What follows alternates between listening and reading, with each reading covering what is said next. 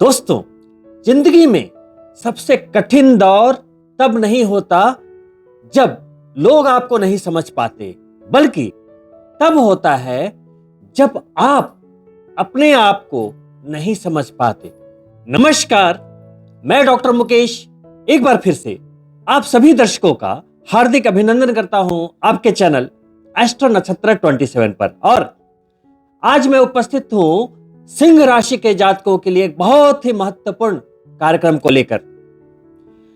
2025 अभी अभी आया और नए साल के जश्न को हम मना ही रहे थे कि मंगल की ऊर्जा को लिए ये साल इतनी सरपट भागा कि देखो अब हम जुलाई के महीने में खड़े हैं और कैसे ये साल बीत जाएगा ये पता भी नहीं लगेगा। इसीलिए मैंने वर्ष के प्रारंभ में ही बोला था कि अपने लक्ष्यों पर एकदम कड़ी निगाह रखिए, अपने समय को वेस्ट नहीं करना है, क्योंकि ये वर्ष मंगल का है। और बीते 7 जून को जब मंगल और केतु एक साथ आए, अंगारक दोष बना, वैश्विक तौर पे आपने देखा होगा कितनी घटनाएं हुई, एरोप्लेन क्रैश, एक्सीडेंट्स, पूरी दुनिया त्राहिमाम कर रही है। और ये आने वाली 30 जुलाई तक बहुत ही संवेदनशील समय आप कह सकते हैं।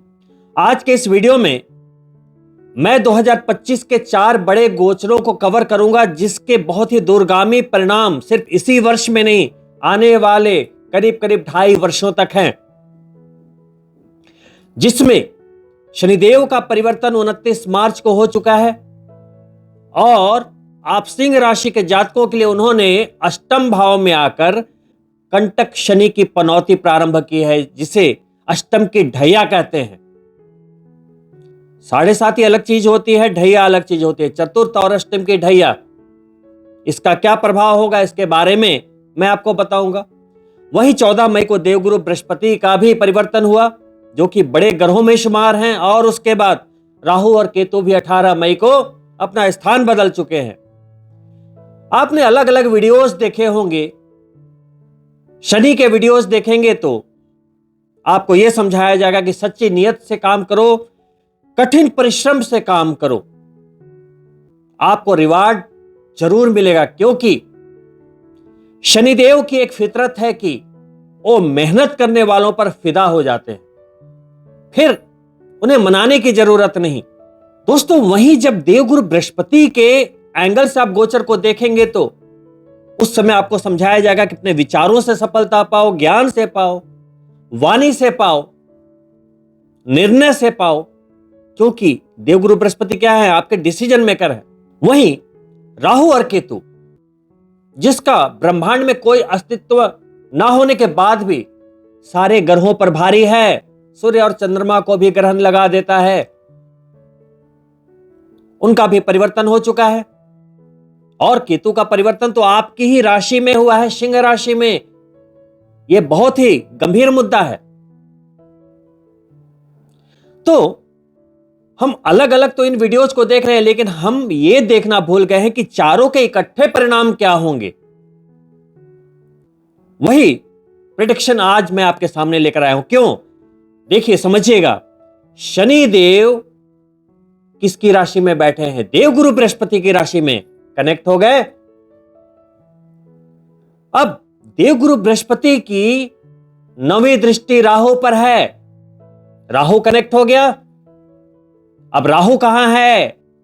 शनिदेव की राशि में, राहु शनिदेव से कनेक्ट हो गया। केतु कहां है? आपकी राशि में, राहु के समसप्तक है, राहु केतु से कनेक्ट है। तो आपकी राशि पूरी तरीके से चारों ग्रहों के साथ इकट्ठा कनेक्ट है। अलग अलग हम सोचेंगे, अलग अलग दिशाओं में अपनी एनर्जी को हम वेस्ट करेंगे तो सफलता नहीं मिलेगी। आपको एक ऐसा मार्गदर्शन चाहिए जो कि कंबाइंड एनालिसिस पे आधारित हो। वैसे भी आपकी राशि सिंह, शेर आपका प्रतीक है, जो कि आपकी शाही प्रकृति को दिखाता है, शक्ति को दिखाता है, आपके उत्साह को, जुनून को दिखाता है। क्योंकि सिंह राशि एक अग्नि तत्व राशि है, तो आप सिंह राशि के जातक बहुत ही महत्वाकांक्षी, उत्साही और आपके अंदर जो कॉन्फिडेंस होता है ना, वो कूट कूट कर भरा होता है। नेतृत्व करने की क्षमता शानदार होती है, बॉर्न लीडर होते हैं। पूरी जिंदगी शेर की तरह अपने कार्यस्थल में दहाड़ के पैसे कमाते हैं, किसी का दिया नहीं खाते, अपने दम पर अपनी हस्ती बनाते हैं। अब आप जैसे एनर्जेटिक जातकों के लिए अगर शनिदेव अष्टम में आ भी गए तो मुझे नहीं लगता कि बहुत कोई ज्यादा दिक्कत होने वाली है। कुछ सावधानियां रखनी है। शनिदेव आपकी जन्म चंद्रमा से छठे भाव और सातवें भाव के स्वामी होते हैं। छठा भाव हमारी लालसाओं का होता है, आकांक्षाओं का होता है, कंपटीशन का होता है, नौकरी का होता है, रोग शत्रु और कर्जे का होता है। वहीं सातवां भाव व्यापार, पार्टनरशिप और हमारे वैवाहिक जीवन का होता है। अब वैसे तो छठे भाव के स्वामी हैं, आठवें में बैठ गए, दोनों ही क्रूर भाव हैं, तो यहां पर एक रिवर्स राजयोग भी बन जाता है। लेकिन चूंकि अष्टम भाव आयुष्य का भाव है, अनिश्चितताओं का भाव है, तो वहां पे शास्त्रों के अनुसार शनि की स्थिति को अष्टम ढैया का नाम दिया गया है। दोस्तों, शनिदेव जब अष्टम में आते हैं तो आपको सिर्फ अपने स्वास्थ्य का ध्यान रखना है। पहली चीज, गाड़ी बहुत ध्यान से चलाएं अगले 2.5 वर्षों तक। अगर आप ड्रिंक करते हैं, अल्कोहल लेते हैं, तो मैं तो बोलूंगा छोड़ दें। अगर छोड़ नहीं सकते हैं तो बहुत ही कम कर दें, नॉनवेज भी। लेकिन शनिदेव के अष्टम में आने से कोर्ट कचहरी मुकदमे जैसी कुछ अगर आपके साथ बातें चल रही हैं तो वहां आप विजयी होंगे, लेकिन पैसे खर्च करने के बाद। वहीं शनिदेव की तीसरी दृष्टि आपके दशम भाव यानी करियर पर जा रही है। आपकी मेहनत थोड़ी बढ़ जाएगी और सफलता मिलेगी, कोई शक नहीं है। जो आपके सपने हैं पूरे होंगे, लेकिन थोड़े स्लो मोशन में। आपको लगेगा काम तो कर रहा हूं, रिजल्ट्स इतने स्लो क्यों आ रहे हैं। लेकिन आपको चिंतित नहीं होना है। अष्टम शनि का यह बहुत ही एक सामान्य लक्षण बोला गया है। वहीं अष्टम भाव में जब शनि बैठेंगे तो सीधी सातवीं दृष्टि लिक्विडिटी के भाव पर जाएगी, धन के भाव पर जाएगी, तो थोड़े खर्चे भी बढ़ेंगे। आपकी वाणी थोड़ी सी कड़ी हो जाएगी, सीधा बोलेंगे, सच बोल देंगे कभी कभी, जो आपके लिए घातक हो सकता है। तो वाणी को नियंत्रण में रखें, क्योंकि शनिदेव मनसा वाचा कर्मणा तीनों ही चीजों के रिजल्ट देते हैं। तो वाणी पर अगले 2.5 वर्षों तक संयम रखें। साथ ही सेकंड हाउस हमारे परिवार और रिश्तों का भी होता है, क्योंकि वाणी का भाव, वाणी के द्वारा हम जो भी चीजें क्रिएट करते हैं, चाहे लिक्विडिटी हो, रिश्ते हो, परिवार है, सब सेकंड हाउस। अब वहां पे जब शनि की दृष्टि जाएगी और जुलाई से लेकर दिसंबर तक वक्री भी है 138 दिनों के लिए, 13 जुलाई से, तो आपको रिश्तों को संभाल कर चलना पड़ेगा। यह बहुत आवश्यक है। ऐसे समय में अगर आप सख्त होंगे, अगर आप अपना दिल नर्म नहीं रखेंगे, तो हो सकता है कुछ रिश्ते आपके हाथ से छूट जाएं।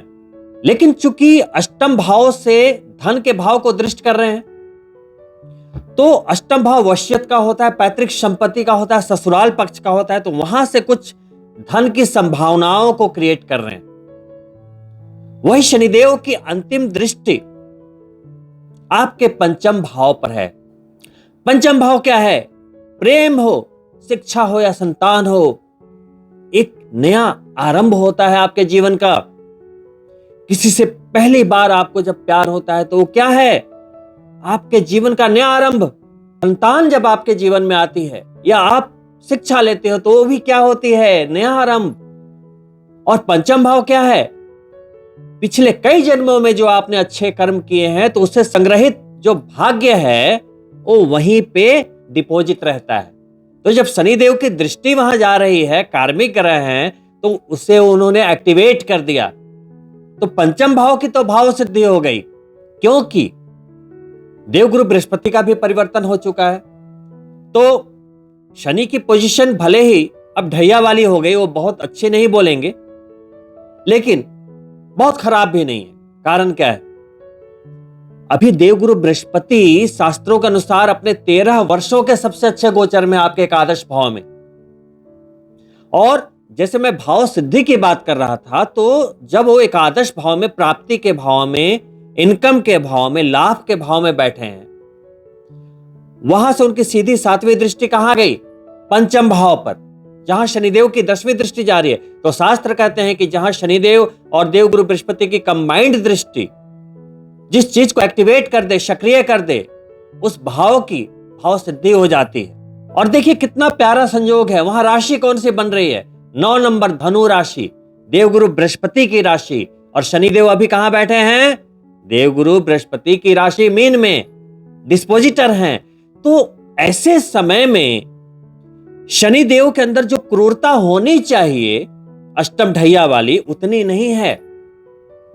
मैं इसे न्यूट्रल की संज्ञा दूंगा, तो घबराने वाली बात नहीं है कि अष्टम ढैया है, पता नहीं क्या होगा, काम बिगड़ेंगे। हां, उन लोगों को जरूर सावधान रहना है जिनकी पत्रिका में शनिदेव अशुभ अवस्था में है ना, उन्हें सावधान रहना है। जिनकी पत्रिका में शनि शुभ है, योग कारक हैं, उच्च के हैं, उन्हें घबराने की कोई भी आवश्यकता नहीं। जिनकी कुंडली में शनि अशुभ है, उनके कुछ उपाय मैं वीडियो के अंत में बताता हुआ जाऊंगा। पहले मैं गोचर के एनालिसिस को कंप्लीट कर लूं। वहीं इनकम के भाव में बैठे बैठे देवगुरु बृहस्पति की 5वीं दृष्टि आपके विचारों के भाव पर जा रही है, रिस्क लेने वाले भाव पर, 3रे भाव पर जा रही है, जिसको कहते हैं पराक्रम का भाव, छोटे भाई बहन का भाव। तो देवगुरु बृहस्पति बैठे लाभ के भाव में, तो आपको क्या देंगे? पंचम के स्वामी हैं, अष्टम के स्वामी हैं। तो पंचम भाव क्या है? शिक्षा, तो अच्छा एडुकेशन देंगे, उच्च शिक्षा के योग बनाएंगे।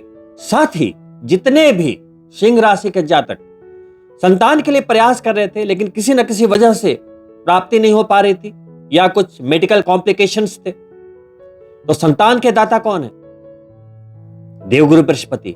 और 13 वर्षों में एक बार उच्च के होते हैं। अभी कर्क राशि में जा रहे हैं, इसी अक्टूबर में जाएंगे। उनकी दृष्टि आ गई संतान के भाव पर, तो ऐसे में तो जो संतान कंसीव होगी तो उसके कहने ही क्या, एकदम तेजस्वी और पराक्रमी संतान, बहुत बढ़िया, तो संतान की प्राप्ति होगी। वहीं देवगुरु बृहस्पति लाभ के भाव में बैठे हैं, तो शिक्षा से लाभ, संतान से लाभ, यानी जिनकी संतान पहले से है तो उनसे भी आपको लाभ की प्राप्ति होगी। पंचम भाव प्यार का भी भाव है। और इस वर्ष, खासकर इस महीने से, सिंह राशि के वो जातक बहुत ही लकी रहेंगे जो प्यार की तलाश में थे, या प्यार में थे लेकिन वहां चीजें कुछ न कुछ गड़बड़ चल रही थी, कुछ कॉम्प्लिकेशन थे, रिजेक्शंस आ रहे थे, ब्रेकअप्स हो रहे थे, या किसी को प्यार नहीं मिल रहा था। उन सबके लिए देवगुरु बृहस्पति का लाभ के भाव में बैठकर पंचम को दृष्ट करना और शनिदेव की भी 10वीं दृष्टि वहां पर जाकर भाव सिद्धि कर देना आपके प्यार की प्राप्ति को दिखाता है। और ऐसे समय में आपको अगर प्यार की प्राप्ति होती है तो पूरी जीवन आप उसे निभा पाएंगे। बहुत ही बेहतरीन योगायोग, और यहां पर आपको पूर्व जन्मों के भाग्य का भी सहारा मिलेगा। यानी कि प्यार हो, शिक्षा हो या संतान हो, इन मामलों के लिए आप भाग्यशाली रहेंगे। देवगुरु बृहस्पति की अंतिम 9वीं दृष्टि आपके 7वें भाव पर है, शनि देव की राशि पे है। 7वां भाव क्या है? व्यापार, पार्टनर और वैवाहिक जीवन। अब वहां पर 18 मई को आ गए राहु। अब राहु तो है शैतान, इसमें कोई शक नहीं। बिजनेस वाले भाव में आ गया तो एक तो फायदा 100% शर्त है कि बिजनेस में अप्रत्याशित ग्रोथ को दिखा रहा है। जितने भी बिजनेसमैन हैं सिंह राशि के, उनकी तो बल्ले बल्ले हो जाएगी अगले 1.5 वर्षों तक, क्योंकि बिजनेस के भाव में राहु का होना, अभी अभी मैंने शनिदेव की विवेचना में बोला कि अष्टम भाव में बैठे हैं, करियर को देख रहे हैं तो आपको स्लो रिजल्ट प्राप्त होंगे, लेकिन अब उसे मैं अपडेट कर रहा हूं। इसलिए मैंने पहले बोला कि आप इस वीडियो को समझ पाए। अब राहु शनिदेव की राशि में आ गए। शनिदेव बोलते हैं स्लो, राहु बोलता है शॉर्टकट लो, फास्ट फास्ट, जल्दी कामयाबी लो। लेकिन बड़ा सोचो, अब राहु सप्तम में बैठ गया शनिदेव की राशि में, तो बिजनेस में अप्रत्याशित ग्रोथ, वहीं आपके रिजल्ट्स को थोड़ी जल्दी लेने में आपकी मदद कर देगा जिनकी कुंडली में राहु अच्छे हैं। दोस्तों, आप सिंह राशि के जातकों के लिए राहु केतु एक्सिस आपके जन्म चंद्रमा और 7वें भाव इस तरीके से है। ऐसे में आप और आपके स्पाउस के लिए, दोनों के लिए विदेश यात्राओं के योग को निर्मित करता है। यदि आप चाह रहे थे कि हम लोग विदेश जाएं, जा सकते हैं। 7वें भाव में राहु है, बिजनेस वाले भाव में, आपके बिजनेस का संबंध विदेश से हो सकता है, अप्रत्याशित लाभ की प्राप्ति हो सकती है। वहीं आप बोलेंगे कि विवाह वाले भाव में, जीवन साथी वाले भाव में बैठा है तो कुछ ब्रेकअप्स तो नहीं करा देगा, कोई विवाद तो नहीं बढ़ा देगा, कोई शंका तो नहीं क्रिएट कर देगा, कोई हेल्थ में प्रॉब्लम तो नहीं कर देगा। जी हां, राहु उसके लिए जाना जाता है। आपके वैवाहिक जीवन में वो तनाव ला सकता था, लेकिन नहीं ला पाएगा। क्यों? बृहस्पति देव की 9वीं दृष्टि के द्वारा वो कंट्रोल्ड है। बृहस्पति देव ने उसे नकेल पहना रखा है। कहते हैं देवगुरु बृहस्पति की तीनों दृष्टियां अमृत वर्षा करती है। तो राहु को तो ऐसे ही तृप्ति मिल गई है ना। तो बिजनेस में लाभ, साझेदारी से लाभ और वैवाहिक जीवन में मधुरता बनी रहेगी। राहु कुछ नहीं कर पाएगा, इस बात से आपको बिल्कुल नहीं घबराना है। सिर्फ यदि आपको सावधानी रखनी है तो बस भ्रम से बचें, शक से बचें। आपसी रिश्तों में, बिजनेस में भी, क्योंकि राहु भ्रम देता है। तो जब भी आपको भ्रम हो, डाउट हो अपने पार्टनर पे, बिजनेस पार्टनर पे, पति पे, पत्नी पे, तो डाउट को क्लियर कर ले। कुल मिलाकर राहु के परिणामों को आप मिश्रित बोल सकते हैं। वहीं केतु जो आपकी ही राशि पर, आपकी जन्म चंद्रमा पर गोचर कर रहा है, प्लैनेट ऑफ डिटैचमेंट, मोक्ष का कारक ग्रह, एक आध्यात्मिक ग्रह। अब केतु जब आपकी जन्म चंद्रमा पर आएगा तो क्योंकि वो एक मैग्नेटिक फील्ड है, आप अपने दिमाग को स्थिर नहीं रख पाएंगे। मन में बहुत सारे विचार एक साथ चलते रहेंगे। लेकिन आप घबराएं नहीं, यह बेचैनी नहीं है, एक्सेसिव ऊर्जा आपके माइंड को हिट कर रही है। कहते हैं केतु जब जन्म चंद्रमा पर आता है तो निर्णय लेने में थोड़ी कठिनाई होती है या अपने आप पर ही शक होता है, आत्मसंदेह कि मैं इसे कर पाऊंगा कि नहीं कर पाऊंगा, क्योंकि यहां पर आप स्टैटिक माइंड से सोच नहीं पा रहे। तो ऊर्जा जब एक्सेसिव है, और केतु क्या है, एक गहराई का नाम है, एक गहरा समंदर है। जैसे गहरे समंदर में भी अगर आप तैरना जानते हैं तो आपको कोई ज्यादा प्रॉब्लम नहीं होती, आप डूबेंगे नहीं। उसी तरीके से अगर आप अपने विचारों की गहराई को समझना अगर आपको आ गया तो आप यहां भी केतु के भंवर में नहीं फंसेंगे। अगर आप केतु से लड़ लें, मतलब अपने नेगेटिव और पॉजिटिव विचारों के जो उतार चढ़ाव से अगर आप लड़ लें, और आप लड़ लेंगे क्योंकि आप सिंह राशि के जातक हैं, तो यही केतु आपको प्रचंड सफलता भी दिला सकता है। केतु के अच्छे रिजल्ट्स को लेने के लिए थोड़ी आध्यात्मिक प्रवृत्ति अपनाएं, तीर्थ यात्राएं करें, भगवान से जुड़ाव रखें, मंत्रों का प्रयोग करें। इससे केतु प्रसन्न रहते हैं। तो केतु पताका है, आपको सडन पुश करता है। अभी आपके जन्म चंद्रमा पर 1.5 वर्षों के लिए, तो इसके नेगेटिव ट्रेट से घबराए नहीं। दोस्तों, कोई भी समय अच्छा होता नहीं, उसे अच्छा बनाना पड़ता है। कभी भी कामयाबी मिलती नहीं, उसे छीन कर लेना पड़ता है जीवन के संघर्षों से।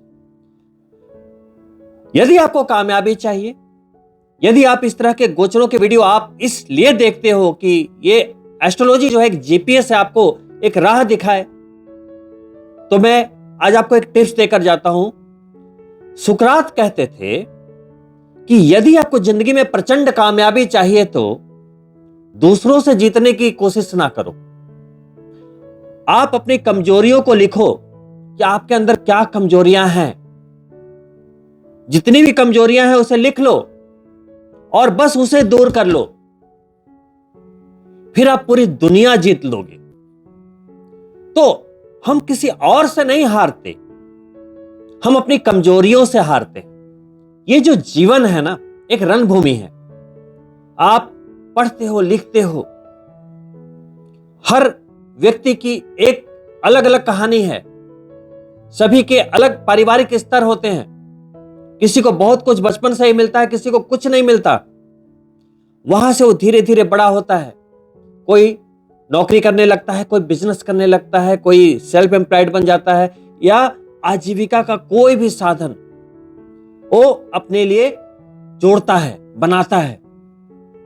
और सभी आजीविकाओं की एक मूलभूत जरूरत क्या है? पैसा कमाना।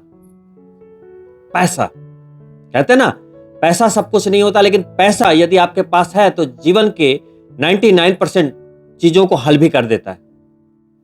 तो ये तसल्ली देने वाली बात है कि पैसा कुछ नहीं होता। लेकिन देवगुरु बृहस्पति आ गए हैं एकादश भाव में, आपको पैसा मिलेगा, लाभ मिलेगा, प्रतिष्ठा, प्रमोशन, सब कुछ मिलने वाला है। लेकिन आप अपनी कमजोरियों से जीतिए, अपने जिद के साथ आगे बढ़िए। कुछ लोग सब कुछ अच्छा रहते हुए भी कुछ नहीं पा पाते, लेकिन कुछ लोग अपनी जिद से वो भी कर जाते हैं जो कि असंभव होता है। आपने अरुणिमा सिन्हा का नाम सुना होगा। एक स्पोर्ट्स लेडी थी, एक रात ट्रेन से जा रही थी तो कुछ गुंडों ने चेन स्नैचिंग के दौरान उन्हें ट्रेन से बाहर फेंक दिया। उनका पैर कट गया।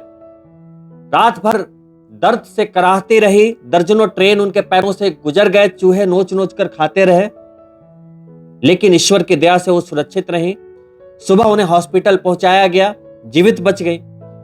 उनकी जगह और कोई लड़की होती तो अपाहिज, असहाय बनकर दूसरों के आगे मोहताज रहती कि भाई मुझे कोई खिलाएगा तो मैं खाऊंगी। लेकिन अपाहिज हो जाने के बाद भी उन्होंने ये नहीं सोचा कि मैं कोई मामूली सी नौकरी कर लूं, कोई मामूली सा काम कर लूं। उन्होंने वो सोचा जो जिनके पैर होते हैं वो भी नहीं कर पाते। उन्होंने बोला कि मेरा पैर कट गया, अब मैं दुनिया के सभी माउंटेन्स को फतह करूंगी, एवरेस्ट की चोटी पर चढ़ूंगी, किलिमंजारो को फतह करूंगी। और उन्होंने किया। आज के डेट में गूगल पे टाइप कीजिए अरुणिमा सिन्हा, टॉप माउंटेनर, और स्पोर्ट्स लेडी में उनका नाम आपको मिल जाएगा। वैसे ही हमें अपनी लाइफ में भी एक जिद चाहिए, एक चैलेंज चाहिए कि नहीं, मैं असंभव को भी संभव करके दिखाऊंगा। जब एक अपाहिज लड़की ये सोच सकती है तो क्या आप नहीं सोच सकते? दोस्तों, वही 7 जून से 30 जुलाई तक आपकी जन्म चंद्रमा पर आपकी ही राशि में अभी मंगल भी है। केतु सम मंगल, मंगल सम केतु। केतु को भी मंगल के समान ही एक विस्फोटक ग्रह कहा गया है। अंगारक दोष बना हुआ है। 30 जुलाई तक बिल्कुल खामोश रहिए। बहुत बेचैनी रहेगी, बहुत हो सकता है कुछ रिश्तों में उतार चढ़ाव हो, आपकी वाणी असंतुलित हो जाए, कभी आपका माइंड असंतुलित हो जाए, लेकिन आपको कंट्रोल बनाकर रखना है। हो सकता है आपके बिजनेस में, नौकरी में कुछ लॉसेस दिखें, कुछ चीजें खो जाएं, कुछ भी हो सकता है। तो अभी 30 जुलाई तक बहुत ही सावधानी का समय है। इस बात को नोट कर लीजिए। 7 जून से जब से ये मंगल केतु एक साथ आए हैं तो आपने कई घटनाओं को सुना होगा। तो माइंड को बिल्कुल कूल रखिए, मेडिटेशन करिए, और जितना अपने आप को बैलेंस रखने की कोशिश करेंगे उतना ही अच्छा रहेगा अभी के लिए। और दोस्तों, अंत में उन लोगों के लिए एक टिप्स जो कि इस तरह के प्रोग्राम देखते हैं, अच्छे अच्छे गोचर भी आते हैं, कुछ लोगों को रिजल्ट मिलते हैं और कुछ लोगों का यह कहना होता है कि हमें रिजल्ट्स नहीं मिल रहे हैं, अच्छे गोचरों के भी रिजल्ट्स नहीं मिल रहे हैं। आप इतनी अच्छी अच्छी बातें बताते हैं लेकिन हमें रिजल्ट्स नहीं मिल रहे। तो होता क्या है, जैसे देवगुरु बृहस्पति अभी अपने 13 वर्षों के सबसे अच्छे गोचर में, ऐसे टाइम में आपको नेम, फेम, पैसे, प्रमोशन, प्रगति सब कुछ मिलना चाहिए। और ये टाइम आपके जीवन का एक बेहतरीन समय होना चाहिए। यदि ऐसा नहीं है तो चाहे वो गुरु हो, चाहे शनि हो, चाहे कोई भी ग्रह है, अगर उसके रिजल्ट्स नहीं मिल पा रहे हैं और वो अच्छे गोचर में हैं, तो फॉल्ट उनका नहीं है, फॉल्ट आपकी कुंडली का है। कुंडली आपकी रिसीवर होती है कि आपके जन्म के समय कौन से ग्रह किस एंगल पे थे। वहां तो गुरु अच्छे हैं या शनि गोचर में मान लो अच्छे हैं, लेकिन आपको रिजल्ट्स नहीं मिल रहे हैं, तो कुंडली चेक कराइए। हो सकता है आपकी कुंडली में डिग्री वाइज संबंधित ग्रह बाल अवस्था में, वृद्ध अवस्था में या मृत अवस्था में डेड हो, तो आपको रिजल्ट्स कहां से मिलेंगे।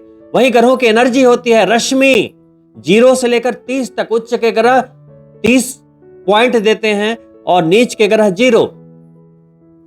मान लो गोचर बहुत ही शानदार है, जैसे देवगुरु बृहस्पति का, और आपकी कुंडली में देवगुरु बृहस्पति 0 पे हैं, 1 पे हैं, 2 पे हैं, मृत हैं, बाल अवस्था में हैं, तो आपको रिजल्ट नहीं मिलेंगे।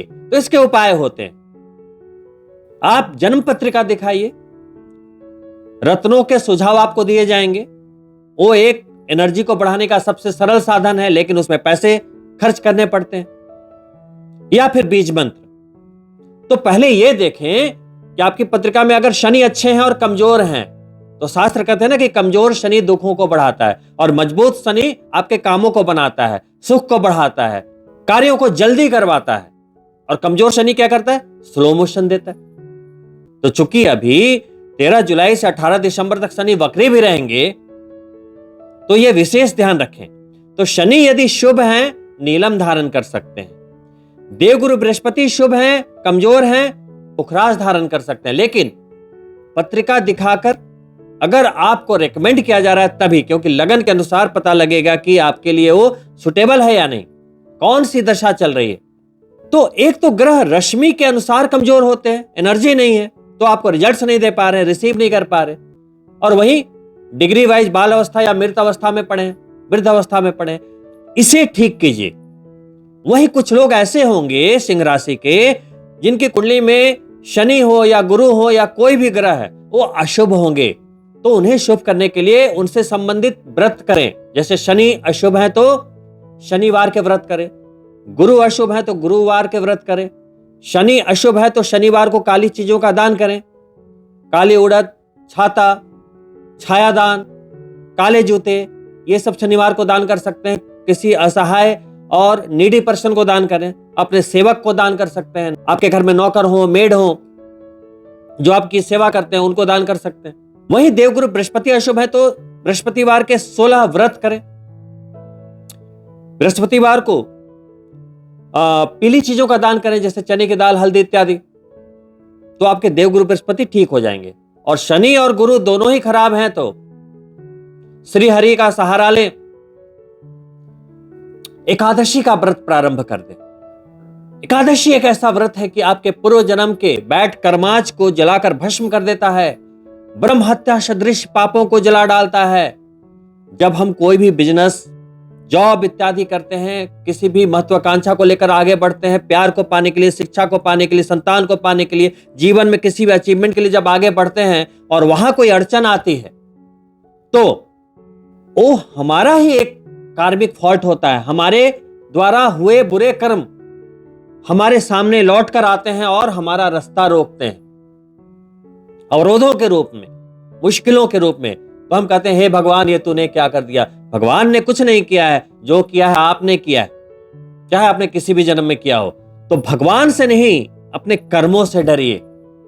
भगवान सजा दे या ना दे, आपके कर्म जरूर लौट कर आते हैं और आपको आपके ही किए का सेम भुगतान बढ़ाकर ही करते हैं। तो यदि आप एकादशी व्रत करते हैं तो बृहस्पति भी ठीक होते हैं, शनि भी प्रसन्न होते हैं और केतु भी प्रसन्न होते हैं। अब बात रह गई राहु की, कि राहु यदि आपकी जन्म पत्रिका में अशुभ हैं, खराब स्थिति में आपकी पत्रिका में बैठे हैं, तो क्या करें। महाकाल की शरण में जाएं। अभी श्रावण का महीना आने वाला है। प्रतिदिन मंदिर जाकर रुद्राभिषेक करें, ना हो पाए तो घर में एक अंगूठे का आकार का पार्थ शिवलिंग या नर्मदेश्वर शिवलिंग स्थापित करें। घर में आप अंगूठे के आकार का शिवलिंग रख सकते हैं। तो डेली क्या होती है हमारी लाइफ में, बिजनेस के लिए या जॉब के लिए भागा दौड़ी होती है, मॉर्निंग में जल्दी जल्दी रेडी होकर निकलना होता है। तो आपके घर में शिवलिंग होगा तो आप डेली 5 मिनट की पूजा के साथ आप रुद्राभिषेक करके जा सकते हैं। तो पूजा की फ्रीक्वेंसी एक जैसी रहेगी। प्रतिदिन आप अभिषेक कर रहे हैं, पूजा पाठ कर रहे हैं, तो पूजा पाठ की जब फ्रीक्वेंसी बिल्कुल सही रहेगी तो घर में भी संतुलन बनेगा, पॉजिटिव एनर्जी आएगी और आपकी जिंदगी में भी पॉजिटिव एनर्जी का संचार होगा। आपके काम बनेंगे और आप अपने लक्ष्य की प्राप्ति करेंगे, अपने सपनों को प्राप्त कर पाएंगे, अचीव कर पाएंगे। बॉटम लाइन इज कि देवगुरु बृहस्पति आपको बहुत कुछ देने को इस गोचर में बैठे हैं। अतिचारी गति में है। अभी सिर्फ अक्टूबर से दिसंबर के बीच 1.5 महीने के लिए वो द्वादश भाव में जाएंगे, आपके विदेश से संबंधित काम बनाएंगे और फिर वापस लौटकर अगले जुलाई तक वहीं रहेंगे। तो इस गोचर का लाभ लीजिए। इस गोचर में आपको बहुत कुछ मिल सकता है। प्राप्ति के भाव में बैठे हैं तो मैं ये नहीं बोलूंगा कि बिजनेस में ये प्राप्ति होगी, आप मेडिकल में हैं, इंजीनियरिंग में हैं, ऐसे वैसे। बस मैं एक वर्ड यूज कर रहा हूं। आप चाहे किसी भी क्षेत्र में हो, किसी भी प्राप्ति को चाह रहे हैं कि मुझे ये चाहिए, मुझे ये सफलता चाहिए, मुझे विवाह करना है, मुझे संतान चाहिए, मुझे शिक्षा चाहिए, मुझे विदेश जाना है, मुझे जमीन खरीदनी है, मुझे जायदाद खरीदनी है, सब कुछ प्राप्त करवा सकते हैं बहुत अच्छे भाव में। अब शनि अष्टम में है तो थोड़ी सावधानी जरूरी है। हर जगह सावधान रहना है। अपने स्वास्थ्य के लिए सावधानी रखनी है। गाड़ी वाड़ी संभाल के चलाएं।